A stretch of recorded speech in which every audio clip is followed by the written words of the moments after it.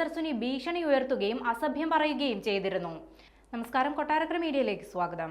നടിയെ ആക്രമിച്ച കേസിലെ മുഖ്യപ്രതി പൾസർ സുനി വീണ്ടും കസ്റ്റഡിയിൽ. ഹോട്ടലിൽ അതിക്രമം നടത്തിയ കേസിലാണ് പൾസർ സുനിയെ പോലീസ് കസ്റ്റഡിയിലെടുത്തത്. എറണാകുളം രായമംഗലത്തുള്ള ഹോട്ടലിൽ കയറി അതിക്രമം നടത്തിയെന്നതാണ് കേസ്.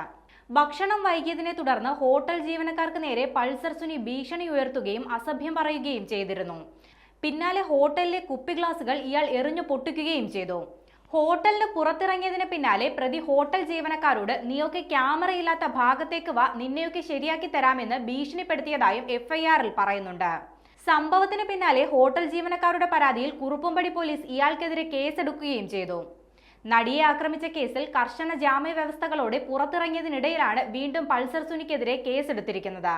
അതേസമയം നടിയെ ആക്രമിച്ച കേസിൽ സെഷൻസ് കോടതിയിൽ ഹാജരാകേണ്ട ദിവസമായിരുന്നു ഇന്ന്. കസ്റ്റഡിയിലായതിനാൽ ഇന്ന് കോടതിയിൽ ഹാജരാകാൻ സുനിക്ക് സാധിക്കില്ല. ജാമ്യത്തിലിരിക്കെ മറ്റൊരു കേസിൽ പ്രതിയായത് പോലീസ് വിചാരണ കോടതിയെ അറിയിക്കും. വിചാരണ കോടതിയുടെ തുടർന്നുള്ള തീരുമാനം നിർണായകമാവുകയും ചെയ്യും. കഴിഞ്ഞ സെപ്റ്റംബറിലാണ് നടിയെ ആക്രമിച്ച കേസിൽ പൾസർ സുനിക്ക് സുപ്രീം കോടതി ജാമ്യം അനുവദിച്ചത്.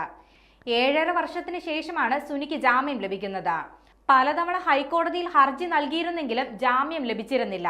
തുടർന്നാണ് സുപ്രീം കോടതിയെ സമീപിച്ചത്. പൾസർ സുനിയുടെ ജാമ്യാപേക്ഷയെ എതിർത്ത് സംസ്ഥാന സർക്കാർ സത്യവാങ്മൂലം നൽകിയിരുന്നെങ്കിലും വിചാരണ നീണ്ടുപോകുന്നുവെന്ന് ചൂണ്ടിക്കാട്ടിയാണ് പൾസർ സുനിക്ക് ജാമ്യം അനുവദിച്ചത്.